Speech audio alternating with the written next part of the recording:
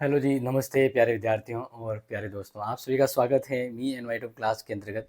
अब यहाँ पर हम बात कर रहे हैं कि आपके सेकंड सेमेस्टर के जो एग्ज़ाम हैं ऑलमोस्टली समय कहते हैं ना कि फिनिश हो चुके हैं, समाप्त हो चुके हैं। एक आध सब्जेक्ट जो अपने रहे हैं पीछे वो भी जल्द हो जाएंगे। तो अब यहाँ पर मैं आपको क्योंकि आपके बहुत सारे कमेंट आते हैं और आप सभी को पता है जब आप कुछ चीज़ के बारे में फरमाइश करते हैं, पूछते हैं, तो फिर मेरा ये दायित्व बनता है कि आपके उस समस्या का समाधान किया जाए या आपके जो भी डाउट इश्यूज होते हैं। तो सबसे पहली थिंग तो यहाँ पर यही है कि मेहनत अभी पूरी हुई नहीं और फल की चिंता होती है, पता है ना? मतलब ये कि सर रिजल्ट कब आएगा? अब देखिए एग्ज़ाम तो पूरा हुआ टाइम नहीं हुआ और रिजल्ट कब पूछ रहे, तो बिल्कुल मैं उसके बारे में बताऊंगा और फिर बताऊंगा कि आपका ये पासिंग सिस्टम क्या है। तो पहले ऐसा करते हैं, मैं आपको पासिंग सिस्टम बता देता हूँ, यानी पास होने के लिए आपको क्या करना है। काफ़ी स्टूडेंट कन्फ्यूज हो गए थे, तो देखिए एक बार मैं यहाँ पर समझा देता हूँ कि अगर बात करें अकॉर्डिंग टू जेएनयू के, ठीक है ना, तो जेएनयू के अकॉर्डिंग बात करें तो इसके अकॉर्डिंग यहाँ पर मैं रेगुलर, ठीक है ना, रेगुलर और प्राइवेट इन दोनों का बता देता हूँ। देखिए आपको पता है कि टोटल 100 नंबर होता है एक सब्जेक्ट का, ठीक है।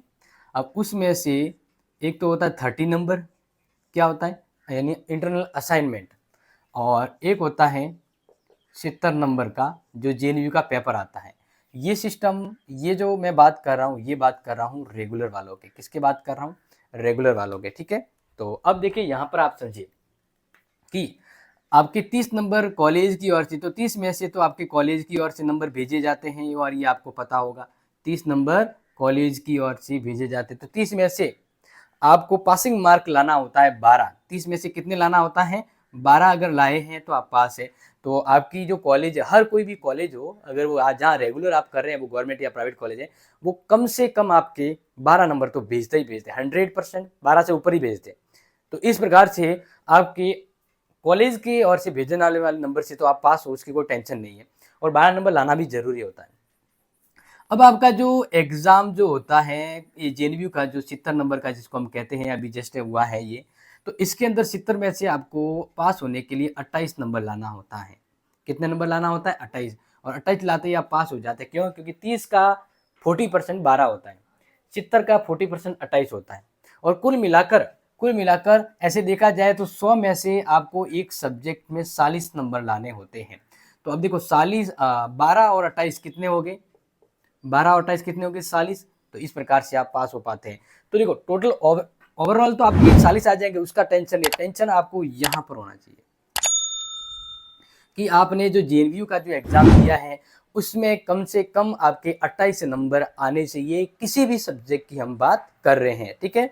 28 आ रहे हैं यहाँ से तो आपके कॉलेज वाले भेज देंगे, ठीक है। और 28 आ रहे हैं तो यानी 40 हो गए, और 40 के ऊपर तो आप फिर देखो 70 में से तो आपके जितने बढ़िया है उतना बढ़िया है, यहाँ से बढ़िया है, टोटल मिलाकर तो 100 होता है। 100 में से आपको 40 लाना है, लेकिन जरूरी है कि आपका जो 70 नंबर का एग्जाम हुआ उसमें कम से कम 28 नंबर तो आने चाहिए, अन्यथा जेएनयू आपका बैक दे देगा। अब बात करते हैं प्राइवेट वालों का। तो प्राइवेट वालों के असाइनमेंट तो होते नहीं है, इंटरनल असाइनमेंट होता नहीं है, इंटरनल वर्क होता नहीं है, तो उनके ये 30 नंबर कैसे आते हैं? और 70 नंबर तो आपको पता है, 70 उनका भी यही नियम है कि उनका भी यही है कि आपको 70 में से कितने लाने हैं? 28 लाना है पास होने के लिए। अब ये तो भेजे नहीं जाते हैं, फिर कैसे होगा? तो देखिए यहां पर ये कहा गया है कि 70 नंबर का जो आपका जेएनयू का एग्जाम होता है उसमें से उसके आप कितने नंबर लाते हो, उसी के परसेंटेज, उसी के अनुपात में। अब इसका अनुपात का कोई हमारे पास फॉर्मूला विशेष नहीं है, वो जेएनयू जानता है, लेकिन 70 में से आप जितने नंबर लाते हो उसी अनुपात में 30 में से आपको नंबर वहां ऐड होते हैं। समझ आ गया? बस इतना समझ लीजिए कि आपका अभी जो आप एग्जाम दे रहे हो उस एग्जाम में 70 में से आप जितने बढ़िया नंबर, जितने अच्छे नंबर लाओगे उतना ही बढ़िया नंबर यहाँ से आपके उसके ऐड होता है, ठीक है। तो इस तरह मिलाकर आपके भी 100 में से 40 नंबर पास माना जाता है, ठीक है। तो ये ध्यान रख लीजिएगा, ये इंपॉर्टेंट है। ये तो मैंने आपको बता दिया। अब आपके पासिंग सिस्टम के बारे में। अब स्टूडेंट कह रहे सर हमारे मेहनत का फल कब मिलेगा? मेहनत का फल मतलब एग्जाम रिजल्ट, किसकी बात कर रहे हैं हम? एग्जाम रिजल्ट, ठीक है। तो देखिए एक चीज यहां पर इंपॉर्टेंट आपको समझा देता हूं मैं। रिजल्ट का एक्चुअल में ये होता है कि जब तक एग्ज़ाम ख़त्म नहीं होते हैं तब तक पॉसिबिलिटी नहीं है। अब मान लीजिए एक उदाहरण देता हूँ कि आपके एग्ज़ाम अभी 20 सितंबर के आसपास ख़त्म हो रहे हैं। कब हो रहे हैं? 20 सितंबर के आसपास ख़त्म हो रहे हैं। अब आप सबको पता है कि एग्ज़ाम ख़त्म होने के 30 से 45 दिन के बाद रिजल्ट जारी होता है। तो इस अकॉर्डिंग तो अगर मैं आपको कहूँ कि अक्टूबर एंड में भी संभावना कम है, अक्टूबर एंड में से रिजल्ट आने की। लेकिन अक्टूबर में भी रिजल्ट नहीं आ पाएगा। अगर देखो ऐसे तो 45 दिन अगर कहें तो अक्टूबर एंड लगभग आ जाना चाहिए रिजल्ट। लेकिन अक्टूबर एंड में भी रिजल्ट नहीं आएगा, क्यों? क्योंकि 20 सितंबर भले ही एग्जाम खत्म हो रहे हो, लेकिन जिनकी जियोग्राफी है या जिनके प्रैक्टिकल सब्जेक्ट हैं उनका प्रैक्टिकल होना बाकी है।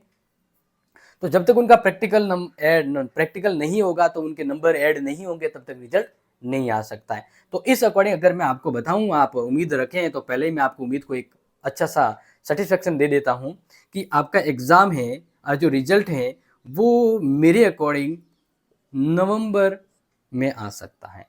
यस, दिवाली के आसपास बिल्कुल। इधर भटाके और भटाकों के गुलजार में गुलजार हो जाइएगा। तो ये एक डेट दे दी है, एक संभावित डेट का मतलब मंथ कि नवंबर में ही आ सकता है। तो इसलिए अभी उस परीक्षा परिणाम का रिजल्ट यानी मेहनत का फल लेने की इच्छा अभी देर है, बट अब आप शुरू और तैयारी कर लीजिए थर्ड सेमेस्टर की। कब की? थर्ड सेमेस्टर की। और इसका सिलेबस में एक एक करके सभी विषय का सिलेबस रिलीज कर रहा हूँ आपके लिए। और फिर हम बात करते हैं, आपके क्लासेज लेंगे और आप अगर क्लासेज सेट है अपने ऑफिशियली ऐप है, अगर वहाँ से आप कोर्स बाय करते तो पूरा वहाँ मिल जाएगा। ठीक है, तो ये कुछ इंपॉर्टेंट मैंने डिटेल आपके सामने शेयर की। आई थिंक आपको इसके बारे में कुछ अगर क्वेरीज और हो तो आप कमेंट कर लीजिएगा, अदरवाइज अपने दोस्तों को इस छोटे से इंपॉर्टेंट लर्निंग वीडियो को जरूर शेयर करें। तो थैंक यू सो मच। जय हिंद, जय भारत।